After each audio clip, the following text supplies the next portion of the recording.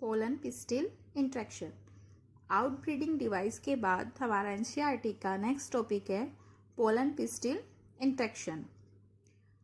अब क्या होता है कि जब हमारा पोलन ग्रेन पिस्टिल पर ट्रांसफ़र होता है तो ये पिस्टिल्स के ऊपर डिपेंड करता है कि वो उसे एक्सेप्ट करेगी या रिजेक्ट करेगी।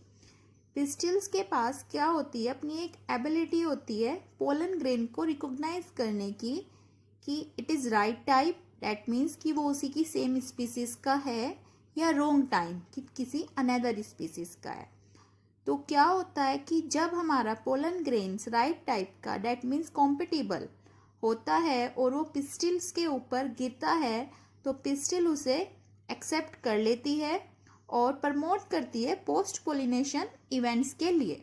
लेकिन जब हमारा जो पोलन ग्रेन है वो इनकॉम्पिटेबल और रोंग टाइप्स का होता है और वो हमारी पिस्टिल्स के ऊपर गिरता है, उसके ऊपर फॉल होता है, तो हमारी पिस्टिल उसे रिजेक्ट कर देती है and prevents pollen germination growth of pollen tubes, और पोलन जर्मिनेशन की ग्रोथ को रोक देती है।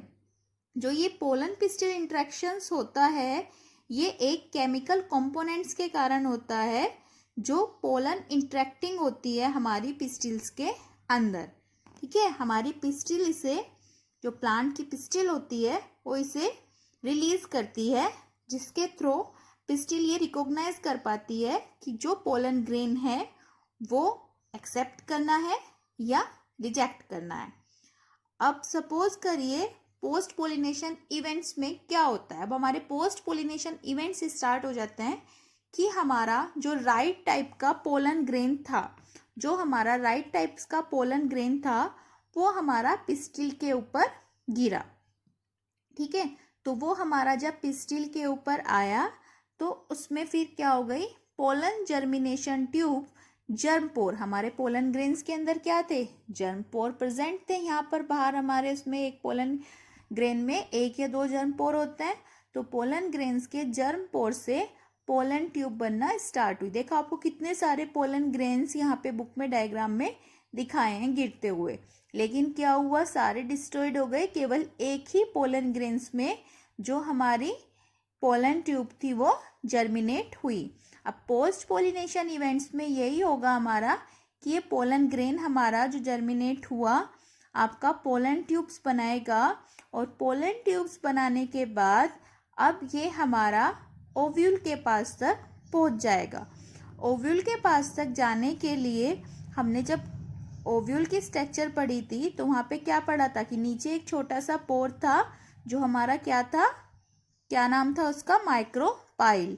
अब ये हमारा माइक्रोपाइल से होता हुआ फिर साइनेराइज्ड में जाएगा और साइनेराइज से फिल फॉर्म एपरेटर्स के थ्रू हमारा एग सेल्स के पास तक पहुंच जाएगा।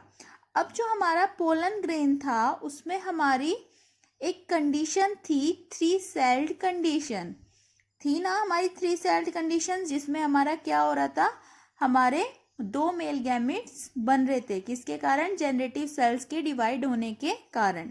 तो अब हमारी जो ये पोलन ट्यूब होगी इसमें हमारे 2 ही मेल गैमेट होंगे। ठीक है, ये हमारे साइनराइज्ड है, ये हमारी एग सेल है, ये हमारी यहाँ पे सेंट्रल सेल है, ये हमारी पीछे वाली स्ट्रक्चर है जो हमने लास्ट क्लास में करी थी, एम्ब्रियो सैक की, मैच्योर एम्ब्रियो सैक की स्ट्रक्चर ये हमें एक दिखा रखी है पिस्टिल के अंदर। ठीक है, जो नीचे आपको अलग से दिखाई है ये। तो अब हमारे ये हमारी देखो आपकी एग हो गया, और ये हमारी 2 बीच में सेंट्रल सेल्स हो गई, ये हमारी साइनराइज्ड हो गई, और ये हमारी क्या हो गई, 2 मेल गैमेट्स हो गए जो हमारे वेजिटेटिव न्यूक्लियस से डिवाइड होकर हमारे बने। तो अब ये दोनों मेल गैमेट्स हमारे पहुंच जाएंगे कहाँ पर, हमारे एग सेल और सेंट्रल सेल्स के पास। अब ये हमारे दोनों मेल गैमेट्स क्या होता है, एक मेल गैमेट्स तो हमारा एग के साथ फ्यूज हो जाएगा, ये मेल गैमेट हमारा इसके साथ फ्यूज हो जाता है और इसके साथ फ्यूज होकर ये हमारा बना लेता है जाइगोट, और एक मेल गैमेट्स हमारा फ्यूज हो जाएगा इसके साथ और ये हमारा बना लेगा, क्या बनाएगा, ये हमारा क्या बनता है, इससे हमारा बन जाएगा एंडोस्पर्म। तो ये हमारी 2 स्ट्रक्चर्स बन जाती हैं। तो अब यहाँ पे जब हमारी ये दो स्ट्रक्चर बन रही हैं तो क्या हो रहा है, 2 बार फ्यूजन हो रहा है। एक बार एक मेल गैमिट एग के साथ फ्यूज हो रहा है, दैट टर्म इज कॉल्ड साइनगैमी और फर्टिलाइजेशन। और एक बार एक मेल गैमिट हमारा 2 सेंट्रल सेल्स के साथ फ्यूज हो रहा है और एंडोस्पर्म बना रहा है, it is called triple fusion.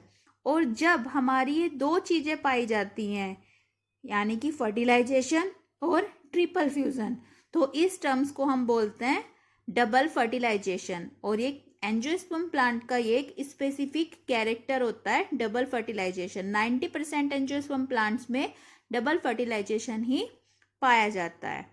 Okay guys, और हमारा जो ये पोलन पिस्टिल इंटरेक्शन का डायग्राम है, ये तीनों ही डायग्राम हमारे बहुत इंपॉर्टेंट है, लेकिन पोलन पिस्टिल इंटरेक्शंस का ये वाला डायग्राम हमारा मोस्ट इंपॉर्टेंट है। ओके